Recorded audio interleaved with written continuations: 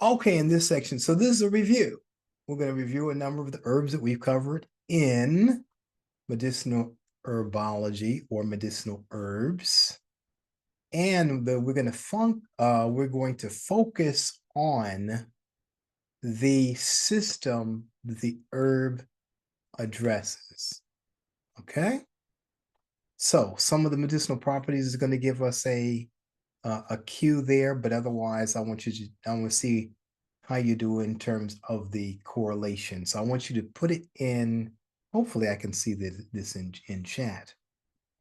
If not, then I'm going to ask you to share verbally, but let's see if I'm going to see this in chat. Okay.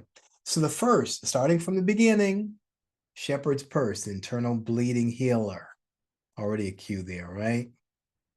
So its benefits: internal hemorrhages after childbirth, bloody urine, bleeding from the lungs, bleeding from the stomach, profuse menstruation, nosebleeds, wounds cut, earache. So, what system of the body is this specifically addressing or supporting? Okay, I'm going to put that in the chat. I do see the chat here. All right.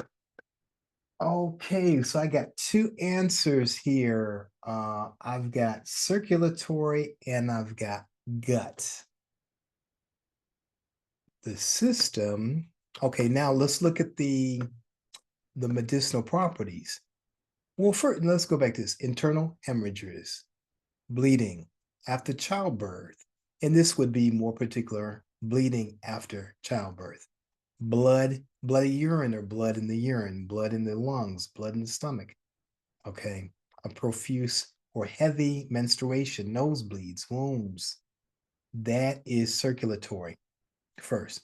I can see where you might draw from bleeding of the stomach, where it could be have a correlation to the gut, but that's primarily circulatory. And next, comfrey, the bone mender. Diarrhea, dysentery, cough, bleeding lungs, internal pains and bruises, leukorrhea, broken or crushed bones. Now, the hint or the subname gives one indication. But let's see, it's demulcent, vulnerary, pectoral, astringent. This is probably a little bit more challenging. However, I've got an answer here. Skeletal system, the bone mender, yeah, skeletal system would absolutely be a system that this supports. Even if it can, cover diarrhea, that's digestive, and dysentery, digestive, and cough and bleeding lungs, respiratory. With some herbs, you'll have a primary action and you'll have a secondary action, or even will be a third or tertiary action. All right. And if you would say it respiratory, that could work too. Okay. And then we're going to mullein. Okay. Dysuria, cystitis, amenorrhea, mastitis, bronchitis, asthma, ringworm, bactericide. Properties: demulcent, emollient, astringent, anodyne, which is pain relieving, or slightly sedative. So there's one that's probably going to be obvious, and then, ooh, and then a secondary. So give me a primary, secondary. Okay, definitely respiratory. Gotcha. Okay. And then we have garlic. I don't know how many things I even need to mention on that. So garlic, what do you think garlic is? The bad germ fighter.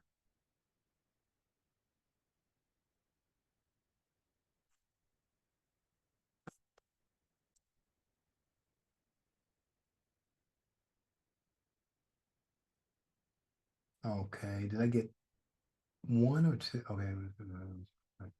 Okay, so I got immune. So benefits infections, suppuration, and how it's used. It's antiseptic, antispasmodic is helpful, diaphoretic, expectorant. Okay. But it's primarily known as being an herb for the immune system. And why they call it the bad germ fighter is because it will help to eradicate or address the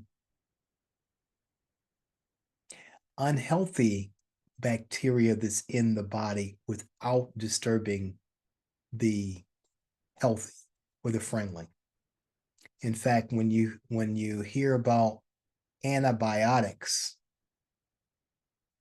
many antibiotics, many drugs that are antibiotics will serve to wipe out the healthy as well as the unhealthy bacteria that make up our gut flora, that make up our parts of our immune system. Okay. And so if you wipe out both, then it throws things out of balance. Whereas garlic, and there are some other herbs and other supplements that don't destroy the friendly bacteria or don't disturb the balance. Then we have red clover, the blood purifier, mental stress, purifying the blood, and whooping cough. Antispasmodic, demulcent, sedative, antiossive, alterative. What would you say on that?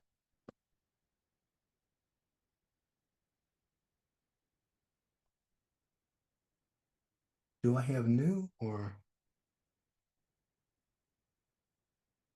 okay? I think I did I get a new answer? Okay, immune and circulatory. Was that your answer? Immune and circulation. Okay. Now for the mental stress as well. So blood purification. Remember, what are we working on? We're working on organs of elimination. So when they talk about blood purifying, it's not like Pac-Man going into the blood, but it is helping to get rid of impurities. And red clover has been an herb that's also been used in formulas for cancer, in natural formulas for cancer. But mental stress, so just imagine. So you don't have to have a serious condition or problem with growths or something going on to utilize this. This would be a good tea for people to have. So our chamomile is common, and people like green tea and white tea and all types of things. Don't sleep the red clover. Better to prevent, better to get ahead of something than not. In mental stress, so a person could be not sleeping well because of mental stress, and that will help.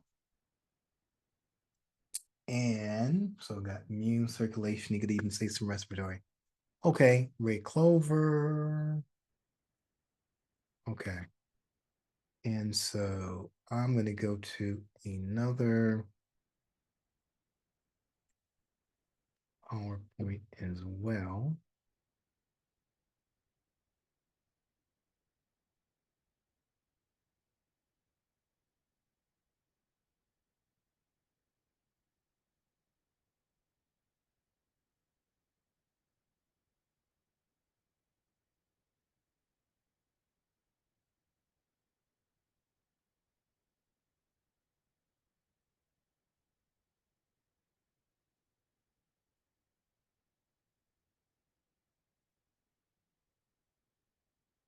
Let me pull up good one here.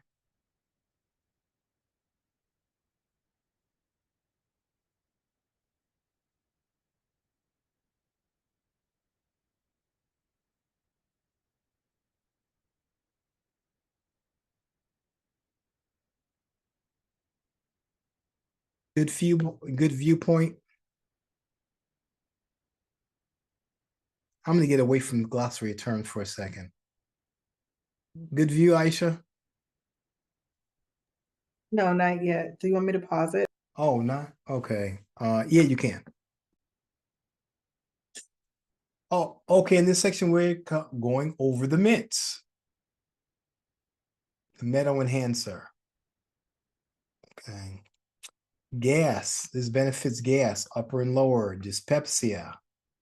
That's gastric problems as well. Spasms, dropsy, gravel in bladder, hemorrhoids, morning sickness, suppressed urine. Properties first, carminative, stimulant, diuretic. So primary system, or give me a system or two in our chat.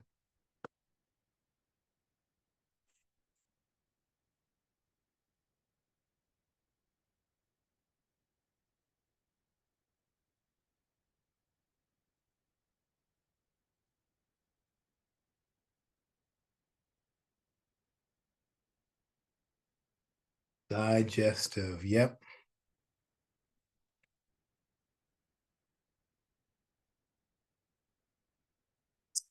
And then peppermint.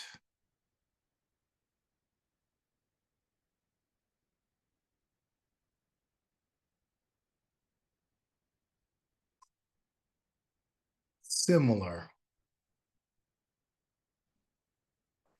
but it also has antiseptic properties and benefits. Okay, good. And it benefits the nervous system as well. So when something is a nerve line, it's helping the nervous system.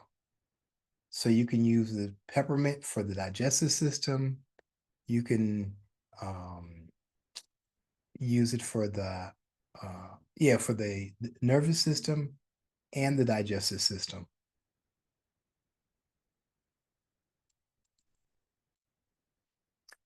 Then we have catnip.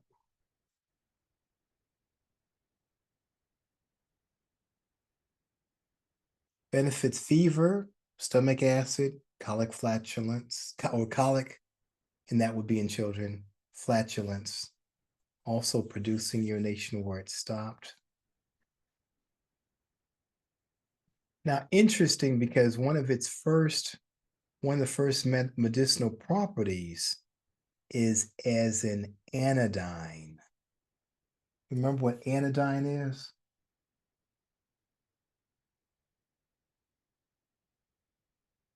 Anodyne addresses, okay, good, okay, addresses pain. That's a pain reliever. Antispasmodic, stops spasms. Aromatic, it smells good. Cats really love it. Diaphoretic, getting rid of water or producing perspiration. Nerve, again, a nervine, and has cooling benefits. Horse mint, Montezuma's placator. Colds, diarrhea, stomach gas, rheumatism. So carminative, and what does carminative do? Release gas. Diuretic, stimulant, diaphoretic, rubefacient. Action or systems that it benefits. Digestive system, anything else?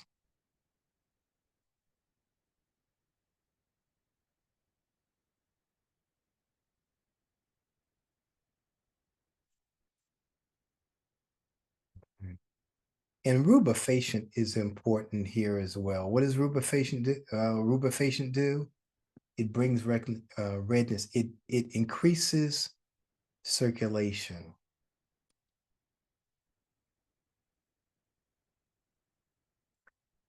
Pennyroyal, anti-seizure plant. And all of these, all the mints really do benefit the digestive system. but this is going to have another action as well.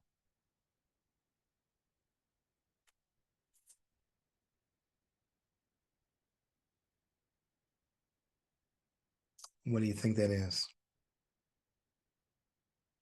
Of the epilepsy, cold, flu, fever, jaundice, lack of perspiration, colic, gas on stomach.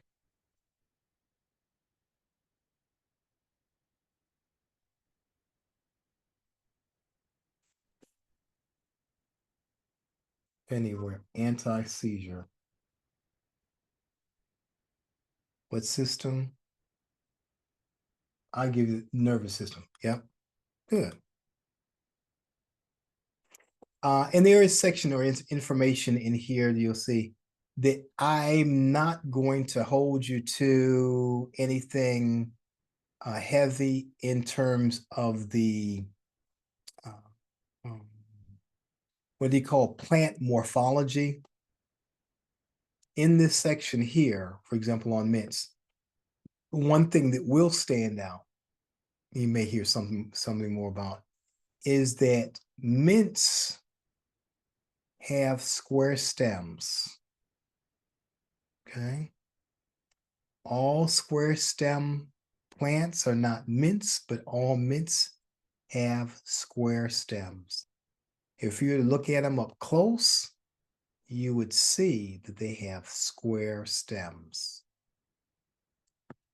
The petals, the flowers of the mints are going to be different colors and such. And yeah, some pale lavender to white, and there's some things about the leaf structure. I'm not gonna get that much into that. When we do the herb walk, if we see some mints, we'll identify those, but I didn't get much into the what you call the plant morphology. That is what the flower, the stems, the leaves, even the root structure looks like so much. Okay. That's plant morphology. All right, let's see. I'm gonna pause this for a second. Our favorites. There we go. All right, so we have some of our favorites here. Plantago, also known as plantain, rose hips, Oregon grape, shave grass, and juniper berries. And incidentally, in this one, these are some that will be commonly found I'll say in many areas. Okay. So we're gonna go to first Plantago, the contingency plant. Is Plantago major, lanceolata. This is where psyllium comes from. And it benefits boils, carbuncles, pink eye, insect and snake bites, blood poisoning, hemostatic staph infections, eczema, leukorrhea, the frog or thrush, excessive mucus, etc. So, what system of the body that is it benefiting?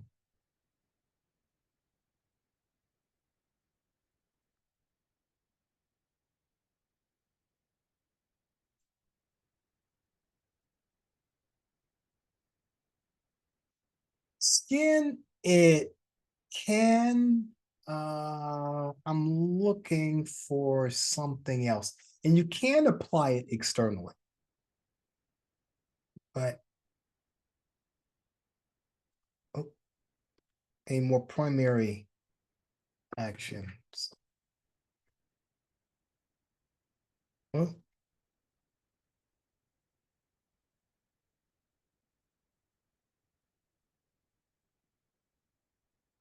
that changed the viewpoint.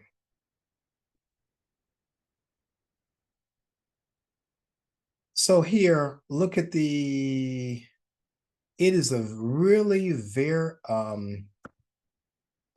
strong, it has very strong antiseptic properties, staph infections. So, So immune, we could even say circulatory as well, as it is a hemostatic. Staph infections, pink eyes has antiseptic properties. Antiseptic properties relate to the immune system and our body's defense system. But this is a really powerful one. And again, you're going to see it all over. Rose hips. Rose hips. And we see some rose plants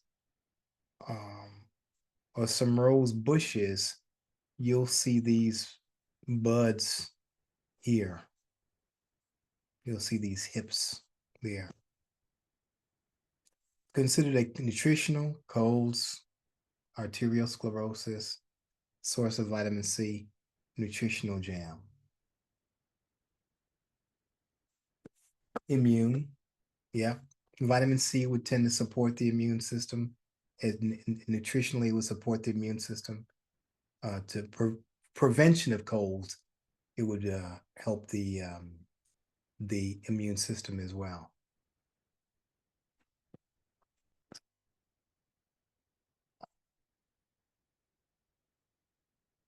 And then let's go to Oregon grape. Blood purifier, very strong blood purifier. Catabolic waste. That's the waste that's produced from the body's, the regular processes. Herpes, eczema, psoriasis, and then they say disease genitals, clitoral disorders. So what are you drawing from that? Digestive, circulatory to an extent.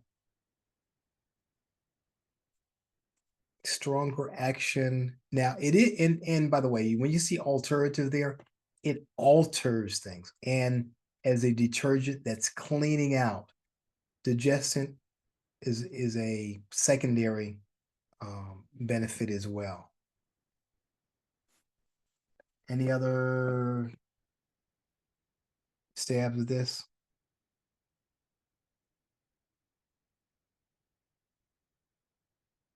This would also be immune. This would also be an immune enhancer.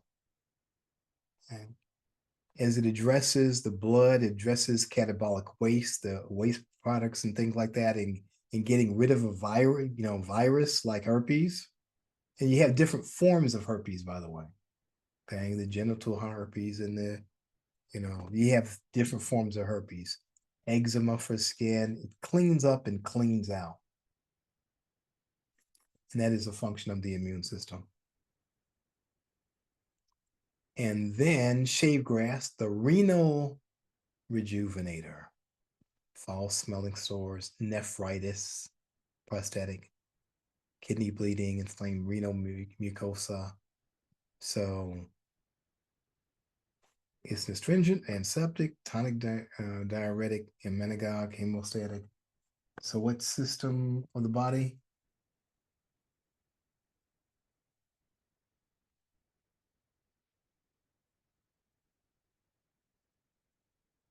Urinary. Oh, digestive and immune. Yeah, but more urinary. When you see renal, think kidneys.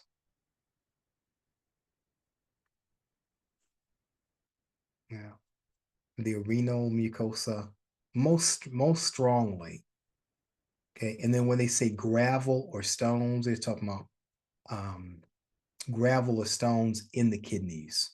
And by the way, kidney stones and gallstones are different.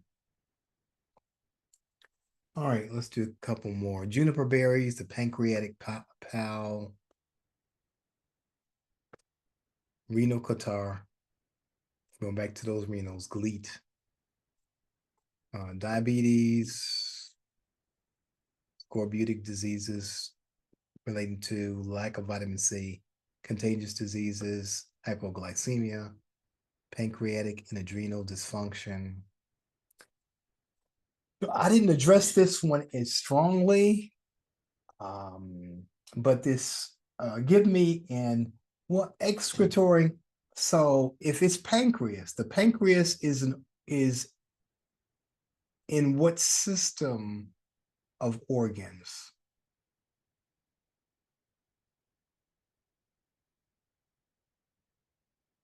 The digestive system. So the pancreas, one of its main functions is it's responsible for your sugar digestion, right? Your sugar metabolism. So hypoglycemia. So whether the blood sugar level is high or the blood sugar, which is in the case of diabetes, or the blood sugar level is low. So low, hypo is always low blood sugar or high blood sugar.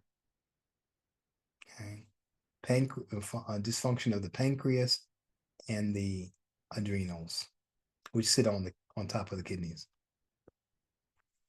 And then let's go to, okay, that's collecting, drying, and preservation of materials. There are going to be a couple of questions in regards to collection, drying, and preservation of medicinals. When do we collect? Ideally, when would we collect our herbs? After the morning dew. What else? Between 11 and 2.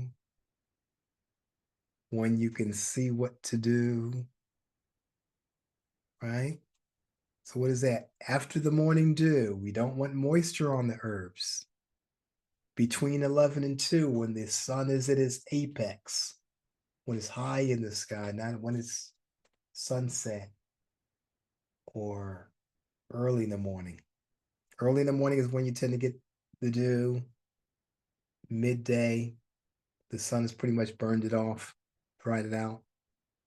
And not at night, you got to be able to see what to do. You got to be able to see, identify the plant so you're not confusing it with other plants. It could be together with some other plants. Know what you're collecting. And you want healthy looking plants for use, for harvesting. Brown, unhealthy, discolored plants that have been chewed up, like they got some bugs, fungus, or something on it, discard that. And your collections would be away from busy populated areas. We would not collect on a roadside next to a major street. We would not collect next to a freeway where you have all these fumes that are coming from the cars. You can't see it, but it's there. You would not collect next to a waste dump or heavy industry where you may have pollution or something in the water. And not where you would have sprays, toxins, or other harmful substances. I golf sometime and I see herbs and I see areas where they call it the rough. If anybody's ever played golf, they have an area they call the rough. And that's where, so they have the greens where you're golfing and where you want your ball to go. And then they have these rough areas. So they can have wet areas, they can have sand traps, they can have places where it's rough, it's overgrown, where you hit your ball in there and it kind of gets lost. You may or may not find it. Okay. In those rough areas there's always a lot of vegetation. And those vegetation are sometimes herbs. Oftentimes they are herbs. But I would not collect in that area. Why? Even though, again, it's prominent, you can almost walk the course. I may identify some plants in there, but I would tend not to collect in that area. Why do you think that would be the case? Or I could have asked, do you think I would collect, we would collect in those areas or not? But what would be a reason not to collect in the area? Aisha, I see your lips moving, but I don't hear you saying anything. You want to chat or you want to say? Oh, I was on mute because I thought it was recording. And so I just put it in the chat Okay. because of the moisture. Oh, oh, because okay, that's what it was. Oh, that's what that was. Okay. Well, more so because golf courses are notorious for spraying. The reason why they got those nice greens with no dandelions or anything else or anything on the greens is because they use pesticides pretty heavily. It's actually a pretty toxic space. Now, I'm not telling my golf, well, I'm not telling the golfers that so much. But yeah, but they, in order to keep down the weeds from, keep the overgrowth in certain areas and not in others, they're spraying. They got applications in there. So probably the first time, as soon as they see a dandelion or something, they're not digging them all up. You're probably hitting them with some sprays. So I wouldn't collect there. Again, I might observe, okay, because you got walkways and being the herbalist I am, is I'm walking through and as I've been in some of these rough areas, sometimes I'm looking, I'm saying, wow, that's mullein, wow, that's whatever, something or other. So you could see it on the path, but I wouldn't collect in those areas. All right, so most plants, plant parts above the ground, bark, seeds, stems, leaves, and fruit need not to be clean. Underground parts need to be thoroughly washed to prevent dirt from becoming a part of the plant preparation. So there'll be a little bit on in your quiz um, on collection, and then of course we'll have some. After the plant is completely dried, it should be stored away from air, moisture, warm temperatures, and light, which are factors that promote plant deterioration. Cool, dried areas, where you want to have. Most plants are hygroscopic, which means they absorb moisture from the air. So if you were to take your herbs, your dried herbs, and put it in the refrigerator, what's going to happen? Okay? If you don't have it in a protective or in the airtight container, what's going to happen if you put it in the refrigerator? It's going to absorb that moisture that's in there because there's a lot of moisture in refrigerators, right? So that wouldn't be a good place to store your dried plants, your dried herbs. And you can put it in airtight containers. And so whether your humidity levels are high in an area or it's or around moisture, keeping it cool, dry place. When possible, the entire plant should be used as each imparts an essential virtue to the total medicinal action. What that means is something that's called synergy. And synergy means that the total is uh, is stronger or more than the sum of its individual parts. Let me kind of give you an illustration of how that looks in real life. And that is, let's say I can lift 150 pounds and 3 or 4 people can lift 150 pounds. But if it were 4 of us and we could normally lift 150 pounds each, the 4 of us working together might lift 700 pounds collectively. Okay, so there's something that's called the synergistic effect. So again, the flower may have this constituent or the leaves and different parts of the plant have its own benefits. When it's all together, it it's more powerful than if you just took an individual part. Roots should be collected in the early spring before vegetative growth processes begun, or in the fall when all vegetative growth has ceased. Why? We want the energy to be in the root of the plant. Okay, so as you'll see, when they talk about how what part of the plant that you use for medicine and what time of year or what time of its life cycle that you use it, it's because the medicine or the life force or the energy is in the flower or the leaves or the stem and the roots. Okay. So through its life cycle, from it going from a seed to germination to becoming a plant, as it's expressing, as it's growing, the energy, the nutrients, and everything are going up and out into the plant. Okay. Just as if a tomato is, tomato is coming from a flower. You see the flower, and then it gets pollinated, and then it starts growing into a tomato until it gets to maturity. Okay, and it's at a certain point where you see it's red or so. When it's vine ripened, the energy, the nutrients, and everything is going in there. So the ripeness of it, or again, the medicinal benefits, um, are going to different parts of the plants in different times in its life cycle. So again, the roots, early spring or in the fall, before it started growing or after it stopped growing. How do you know a plant is completely dry? When it is cool to the touch. Okay, when it's cool to the touch. Drying temperatures and time of drying should be adjusted to the individual plant. Coarse plants take considerably longer than fragile, tender plants.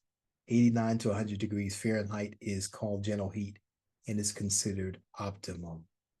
Okay, so drying, there are different conditions, different ways that you can dry plants. And again, a coarse part of the plant, a bark, stem, roots, or so, is going to take longer than the petals or the leaves, right? And so this is a guide on that. Again, you're not going to get tested on this. This is more for reference purposes, and as we go along, and perhaps even in some other courses, we'll get more into the collection methods, or for people who actually do want to collect. Because I know of the people who take the courses, there's some people, they want to understand the benefits of the herbs. They want to know where to get them. and they're going to use them for themselves, or they're going to look to some distribution method. That's perfectly fine. No judgment. You don't have to be the forager. You don't have to say, yes, I'm going to go out there and I'm going to find these herbs myself. I'm going to trips. I'm going to go to different parts of the state or different states and find these plants in their natural habitat and take pictures of it and put it in a folder. And you don't have to get that deep. Okay. So if you don't want to be a botanist or something, don't worry about that. There's room for that. There's people who want to do that. Again, if you want to understand the function, understand the part, understand some applications, great. If you want to make some of your preparation method, some of the preparations for yourself, your family members, great. I strongly encourage you to do that, even if you are going to purchase these things from a store. Because here's the thing: if you know how to make a cake, especially if you know how to make a cake from scratch, and you do make one or two or three or 10 or whatever, and then you go to a store and you try theirs, you've got something to compare it to. And then you make a decision. You say, am I going to get store bought? Okay. Or am I going to do a whatever, Heinz, whatever from the box type of thing? Or am I going to prepare something from scratch? What do I like? And it goes to your taste, your preference, and your affinity for cooking. Some people love to bake. and are great bakers and says, okay, I can make it something any better than any store out there. Okay. So it depends. If you're a baker, you want to bake. If you're not, you may want to get some from someplace else. But at least you know the process. So you can make a decision and say, is this worth my time, my energy, my effort to do X, Y, or Z? You have an understanding of the process behind it. You're not just, you're not marveling over this little bottle of such and such. You say, oh, what did they do? And it could be a young person or somebody else say, oh, you know how they make an extract? Well, you take the herb and they put it in the bottle, they put some alcohol in there or some glycerin, and they let it soak and they shake it up and they strain it off. And here you have. And now you got these drops. So some people say, hey, it's so simple, I can make my own medicine. So the advantage is you know the difference between two. You understand the process, and then you can make a more informed decision as to whether or not you want to embark on that. Okay. And again, this information here can be more of a guide. So with some assistance, it may be an even clearer guide, or I may extract it so it becomes a PDF or something that's a bit more useful. But this is saying the temperatures at which, well, when you would collect the leaves, the flowers, the stems, bark, roots, seeds, and fruit, when the ideal time is to collect them. That's one. And then two, if you're going to not only collect them, but you're going to dry and preserve them, what is the temperature range in which you're going to do that? Okay. And again, if people were going to do that, if they're going to be in an environment or have a farm or something like that, and they're going to collect these things, and then they say, oh, I'm going to get a food dehydrator, and they're going to do that, you know what range this in, or not to put it in your oven and have it on 350 degrees when the ideal drying temperature is 108 or something, right? Because you don't want to burn it. You don't want to destroy it. You don't want to destroy its medicinal properties by exposing it to too much heat. Probably in some case, in most cases, probably not too little heat, but too much heat. Okay. So anyway, you know what? We're at time, and here we go. And again, like anything, this is for educational purposes only. Okay, we're not diagnosing, we're not prescribing. We are discussing the historic use and medicinal use of herbs